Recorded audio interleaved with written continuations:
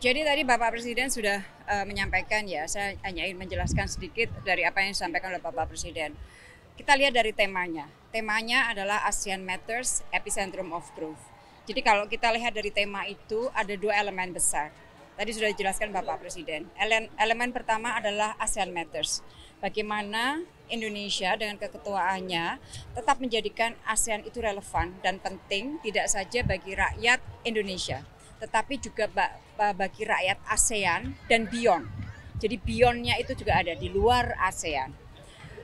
Kemudian yang kedua, kita ingin ASEAN tetap memerankan peran sentral sehingga dapat menjadi motor, dapat berkontribusi bagi stabilitas dan perdamaian kawasan.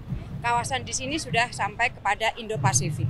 Karena teman-teman tahu bahwa kita melihat Indo-Pasifik ini adalah kawasan yang sangat strategis, dan di Indo-Pasifik ini rivalitas juga terjadi sangat tinggi sekali.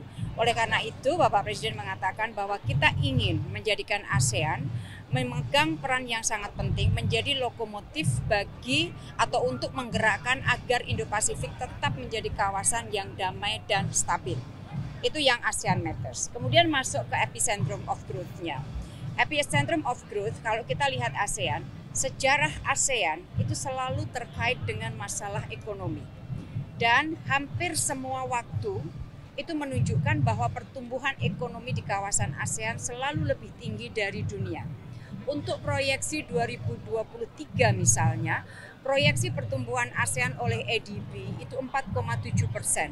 Sementara oleh World Bank, proyeksi untuk pertumbuhan ekonomi dunia adalah 1,7. Nah, ini Bapak Presiden menginginkan agar hal ini dapat ini akan terus kita tingkatkan sehingga Asia Tenggara, ASEAN tetap dapat menjadi epicentrum of growth atau pusat pertumbuhan ekonomi. Caranya apa? Ada beberapa kerjasama yang akan diperkuat, antara lain di bidang kesehatan tentunya karena pandemi belum tuntas, kemudian yang kedua di bidang energi, yang ketiga di bidang pangan, dan yang keempat adalah penguatan untuk kerjasama keuangan. Nah, tadi saya bicara mengenai Indo-Pasifik.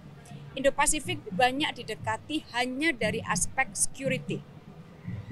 Kita mendekati Indo-Pasifik selain tentunya masalah keamanan penting, tetapi kita ingin mendekatinya dari aspek ekonomi dan kerjasama pembangunan.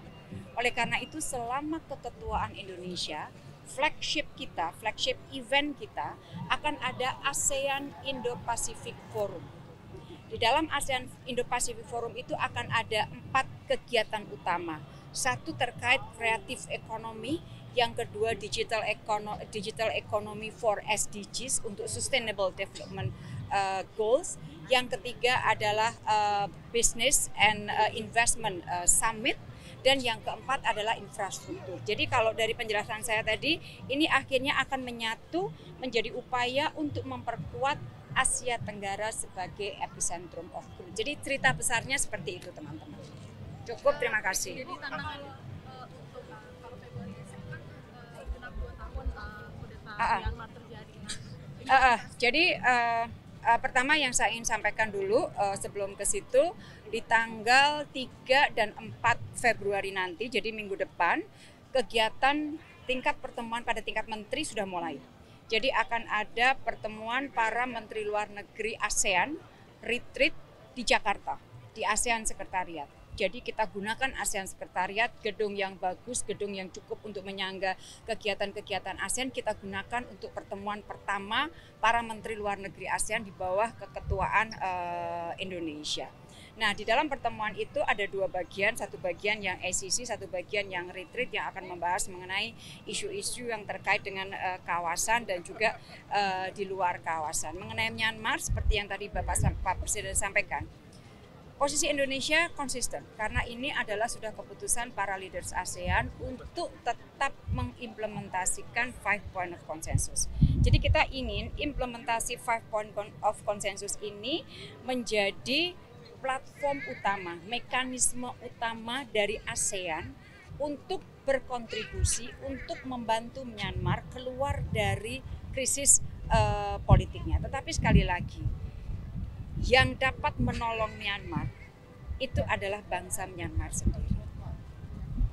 ASEAN itu membantu mereka, ingin membantu mereka. Kan ini kan negara yang berdaulat.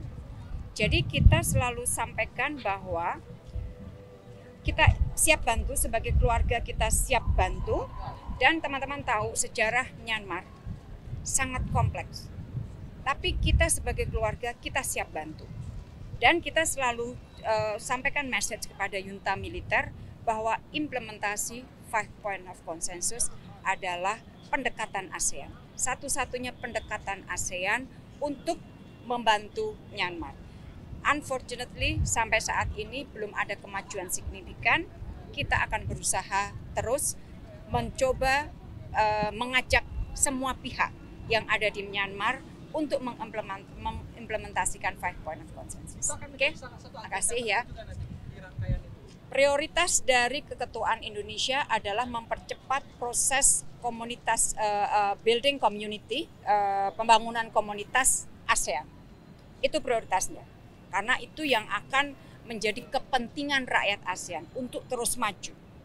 Tentunya kewajiban kita adalah juga membantu Myanmar keluar dari krisis politiknya. Tetapi kita tidak ingin isu Myanmar kemudian menghostage semua proses yang sedang berjalan di ASEAN.